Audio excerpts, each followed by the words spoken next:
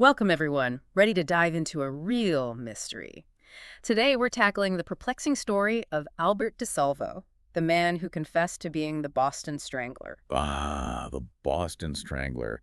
A case that never seems to fade from memory, does it? Nope, not a chance.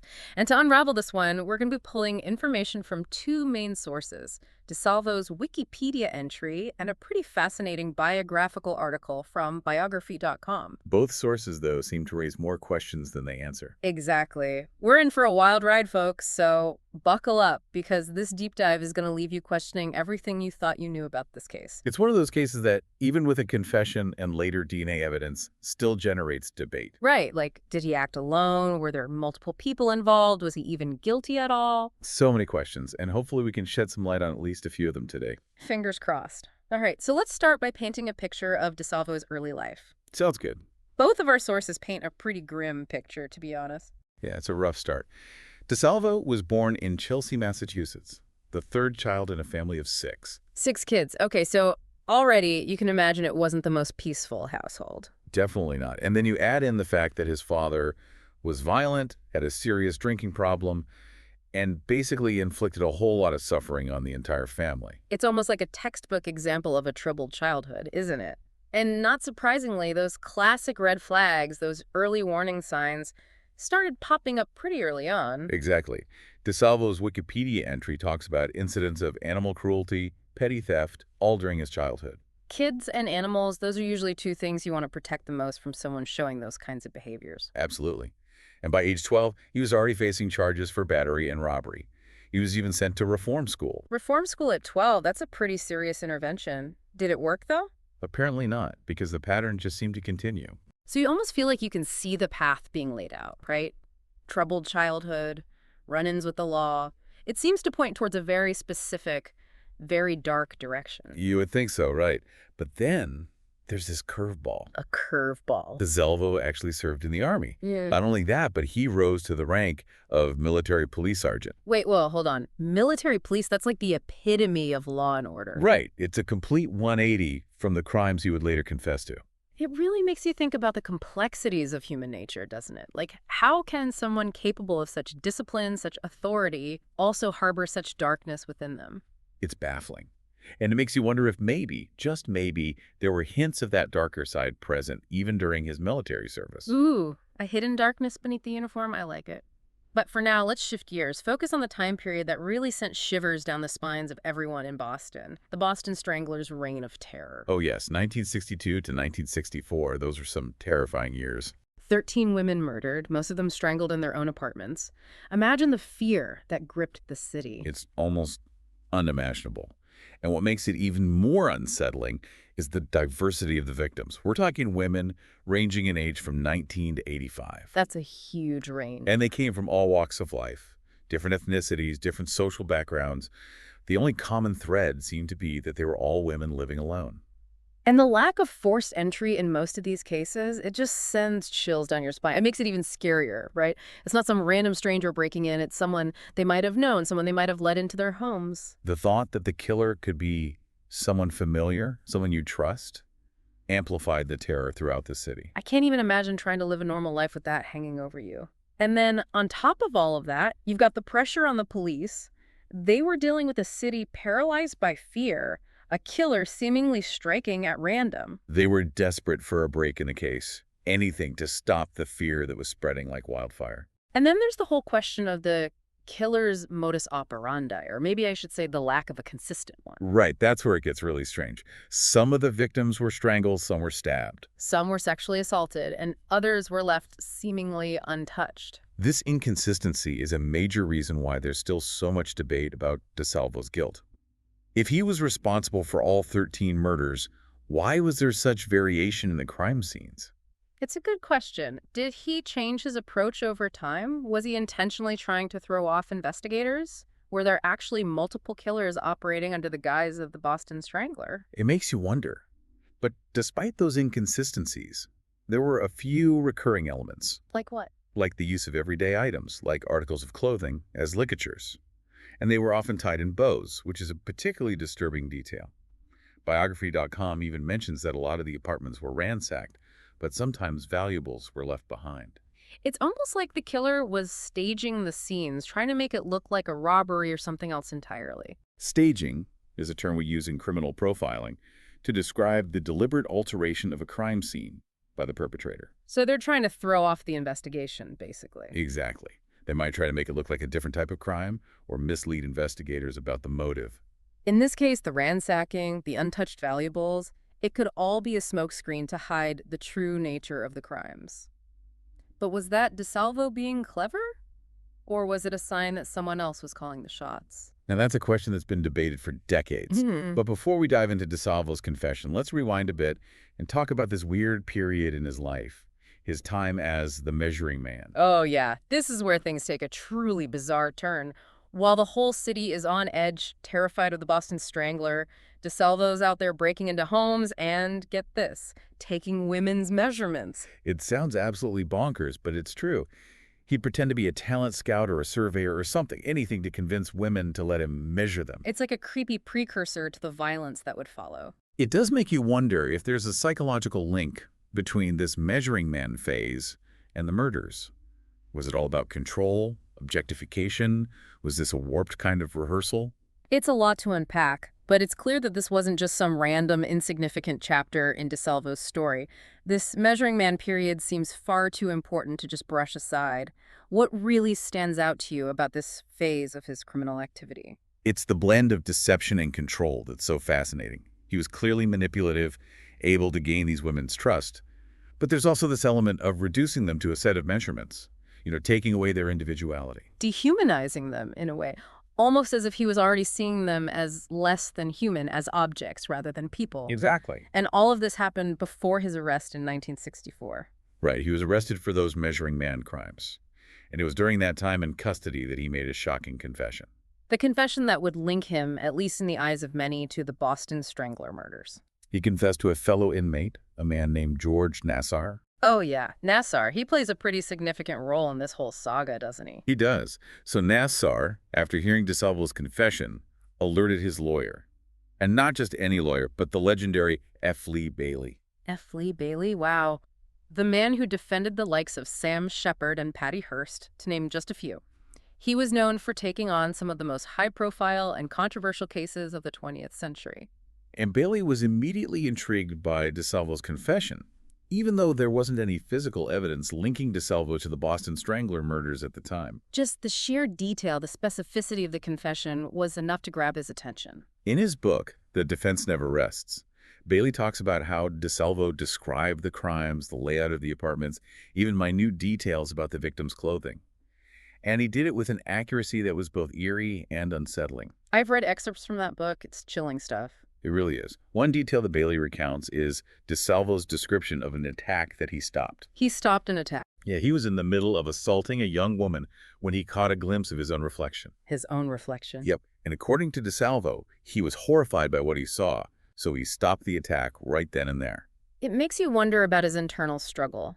If he was truly repulsed by his own actions, why did he continue to commit these crimes? Was it a fleeting moment of clarity? A glimmer of remorse that was quickly extinguished? Or was it something more calculated, a way to manipulate perceptions? It's certainly a question that continues to puzzle investigators and criminologists to this day. Was he a man tormented by his own demons? Or was he a cunning manipulator, crafting a narrative that would cast him in a certain light? The line between those two possibilities can be incredibly blurry. But even with such detailed confessions, the lack of physical evidence, at least at the time, kept those doubts swirling. Did he really do it? Was he embellishing? Were there multiple people involved? Those questions continued to fuel speculation and debate, and they remain central to the Boston Strangler case even today. And as we'll see, those questions would only become more complicated as new information came to light, especially when experts started weighing in on the case. Stay tuned for more. This story is just getting started. And those expert opinions definitely threw a wrench into the whole narrative. Oh, they did. A few big names in the field started voicing their doubts about DeSalvo's guilt. Like Susan Kelly, right. I've read some of her work on the Boston Strangler case. She seems pretty convinced that there was more than one killer involved. She really does. Kelly argues that the evidence, especially the inconsistencies we've talked about, points towards multiple perpetrators, not just a lone wolf. She emphasizes how the crime scenes are far too diverse to fit the profile of a single killer. It's like she's saying the pieces of the puzzle just don't fit together if you try to force them into one neat picture.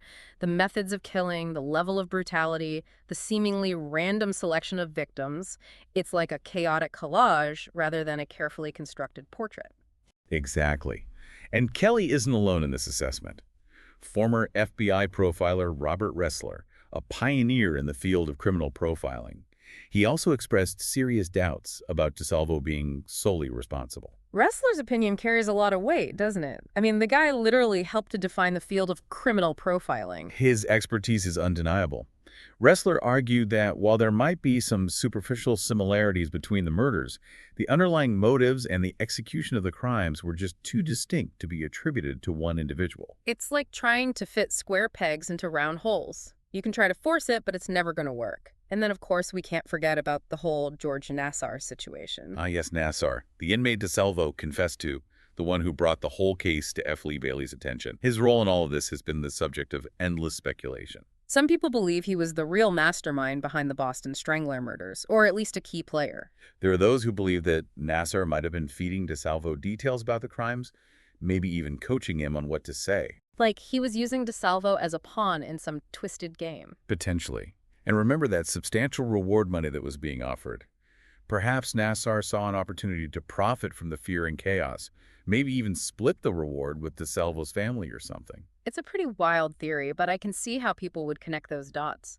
DeSalvo, with his apparent need for attention, might have been easily manipulated, especially by someone like Nassar, who clearly had a strong influence over him during their time in prison. It's a compelling scenario, especially when you factor in Nassar's own history of violence. It's not a stretch to imagine him orchestrating the murders, using DeSalvo as a fall guy. But we have to acknowledge that Nassar has always maintained his innocence. And without any hard evidence linking him directly to the murders, it remains just that, a theory. A very intriguing theory, but a theory nonetheless. It's the frustrating reality of dealing with a case like this. We have all these tantalizing hints, these possible connections, but proving anything definitively is a whole other challenge. It's like trying to catch smoke with your bare hands. And just when you think you might be getting a handle on things, bam, a new development emerges. Something that throws everything you thought you knew into question. You're talking about the DNA evidence, right? The evidence that surfaced decades after the murders took place. Exactly. It was like a bomb dropped on the whole case, reigniting the debate and forcing everyone to re-examine their assumptions. I remember hearing about it at the time. Talk about a cold case bombshell. It was 2013, and suddenly, there it was. DNA evidence linking DeSalvo to the murder of Mary Sullivan, the last victim attributed to the Boston Strangler. It was a game changer. But how did they manage to connect those dots after all that time? It had been decades. It really underscores the power of forensic science, doesn't it? Thankfully, investigators had carefully preserved a semen sample found near Mary Sullivan's body. Initially, they tried to compare it to a DNA profile obtained from one of DeSalvo's relatives. Right, because DeSalvo himself was long gone at that point. Exactly. But that initial comparison, it didn't produce a match. So they hit a dead end. So what happened next? They couldn't just give up, could they? They didn't. They went right to the source, literally. They exhumed DeSalvo's body to obtain a direct DNA sample. Whoa, that's pretty drastic. It was a bold move, a gamble, but it paid off. When they compared the DNA from DeSalvo's body to the evidence from the crime scene, it was a match. No doubt about it. So, case closed, right? I mean, you can't argue with DNA evidence. It did officially close the book on the Mary Sullivan case, but that's the thing. It only definitively linked DeSalvo to one of the 13 murders attributed to the Boston Strangler. And that brings us right back to square one, back to the heart of the mystery that continues to fascinate and perplex us all these years later. Even with that DNA match, those nagging questions still linger. Exactly. Was DeSalvo a copycat killer? Did he take credit for crimes he didn't commit? Was he working with someone else? Maybe the police rushed to judgment based on his confession? We still don't have all the answers. So many possibilities, so much uncertainty. It's almost as if each answer we uncover only leads to more questions, more avenues to explore. And that's what makes the Boston Strangler case so compelling, so frustrating, and ultimately so unforgettable. It's a case, where you think you've got a grip on it, and then boom, it slips right through your fingers. It reminds us, I think, that sometimes those tidy, perfect solutions we see in movies and TV shows, those don't always reflect the messiness of real life, especially when it comes to true crime. Exactly. There are always going to be those loose ends, the what-ifs, the unanswered questions that keep us up at night. Like in this case, we have the confession, the DNA evidence, and yet those doubts still linger. Did DeSalvo act alone? Was he a copycat, seeking notoriety, maybe even fame, from these horrific crimes? We talked about the measuring man period, that strange phase where he was breaking into homes and taking women's measurements. Was that some kind of twisted rehearsal for the murders? And then there's George Nassar, the inmate who DeSalvo confessed to. Could he have been pulling the strings? Was DeSalvo just a pawn in some larger, more sinister game? Those are questions that might never have definitive answers, and that's okay. It is. Because ultimately, the value of exploring a case like this isn't always about finding those neat and tidy solutions. Right. It's about the journey, the process of sifting through the evidence, considering different perspectives, and maybe, just maybe, coming to a deeper understanding of the complexities of human nature. The Boston Strangler case isn't just a whodunit. It's a story about the enduring power of mystery, about the shadows that lurk beneath the surface of everyday life, and about our own fascination with the dark side of humanity. It makes you realize that the world isn't always black and white. There are shades of gray everywhere you look. And sometimes the truth is far more elusive than we'd like to believe. And that's a valuable lesson to carry with us, not just in the realm of true crime, but in all aspects of our lives. So as we wrap up our deep dive into the Boston Strangler case, we want to thank you for joining us on this journey. It's been quite a ride. It has. We've explored the twists and turns, the shocking revelations, and the lingering questions that continue to surround this infamous case. And even though we might not have all the answers, we hope that this deep dive has left you with a sense of wonder, maybe even a touch of unease, and a desire to keep exploring the mysteries that lie hidden in plain sight. Because ultimately, it's that curiosity, that drive to understand the world around us that makes us human. So keep those minds of yours engaged, folks. Keep asking questions, keep searching for answers, and keep exploring the dark corners of history, because you never know what you might find lurking there. Thanks for listening.